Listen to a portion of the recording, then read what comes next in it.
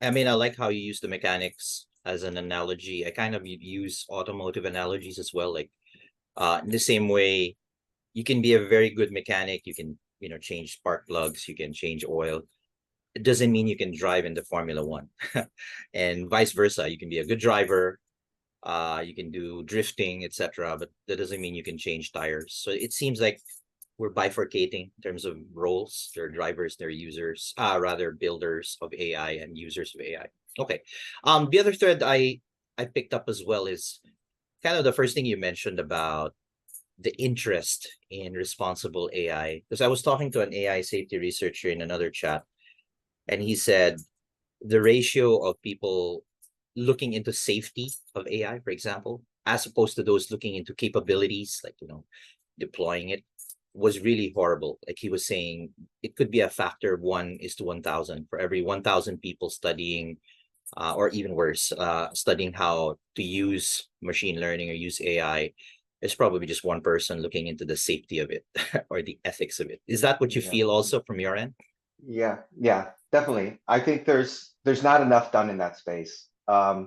Safety, fairness, there's certainly like the redheaded stepchilds of in the explainable AI or responsible AI space, because like we have a lot of interest in explaining, and that may be completely for selfish reasons, because if you can explain the model, you can certainly kind of fine tune it. You can start to debug it and find ways to make it better. So like I find there's interest in that, which is to me not at all like surprising, but the delta between just explaining, people that practitioners that just explain their models, and practitioners that go to the extents of rigorously testing it for consistency, for robustness, for fairness, uh, for privacy, for all these things, is super vast. And recently, I did like an exercise where I took like 4 years worth of requirements files that I have in my computer. Well, both my personal and my work computer. I'm talking requirements.txt files, environment.yamls, all these files that say the requirements for my Python projects. And I took every package I had installed, and I looked for statistics on it, and then I categorized them. And what I realized that in the responsible AI space, like I've been using like 60 packages over the last 4 years. And one package called Chat has more downloads, more GitHub stars, more everything than the other 59 packages that follow. And and I it's great that that package has so much interest, but it can't do everything that you need in the responsible AI space. So I worry about that, because I'm like, well, who's doing adversarial robustness? What practitioners are doing that? The downloads do not sustain that everybody's doing that, because if everybody was doing that with their models, well, everybody that needed to, maybe it would be like 10% of the downloads of TensorFlow or PyTorch, but it's not the case. And as far as fairness goes, yeah, like it's just dismal. All you could add up every package having to do with fairness, all the downloads it has, and it would have less than 1/10 or 1% of the downloads of scikit-learn. And that's not great. I'm not saying scikit-learn is great. I mean, if anything, I would try to urge the makers of scikit-learn to integrate all those techniques, all those methods into their project, because that's like the sole chance of survival I see right now.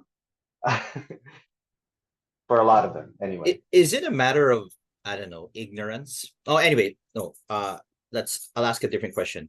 Which is the third thread I picked up from earlier is obviously when people talk about the ethics and the responsible AI, even AI safety, most of the discussion, at least what I've encountered so far, tends to err more on kind of the policy, the risk management side of things, which is very well and good. But I was hoping if you could also help break down for the audience from a technical standpoint, what does it really mean to tackle safety? Like you mentioned some packages related to fairness, etc. Like maybe what's like the top five or whatever things that as a developer or as an engineer, in case the issue of safety does come up, what would be the first things I Mm. would be looking for? Well, I'd see it from a point of view of quality assurance. Like I've been doing this talk on quality assurance in AI for the last few months. And when I first, started like researching that actual term, you know, uh, to me it was astonishing. There was so little online that connected quality assurance and AI, because it's been applied um, to all kinds of technologies over the last, I don't know, 80 years. From manufacturing to IT, it's embedded in the the, the top like software engineering practices, and it's not something that's in the lexicon of AI people in general. So, like, what is involved in quality assurance? Pretty much everything, from like the design of a system, of an AI system, the user experience to like functional issues.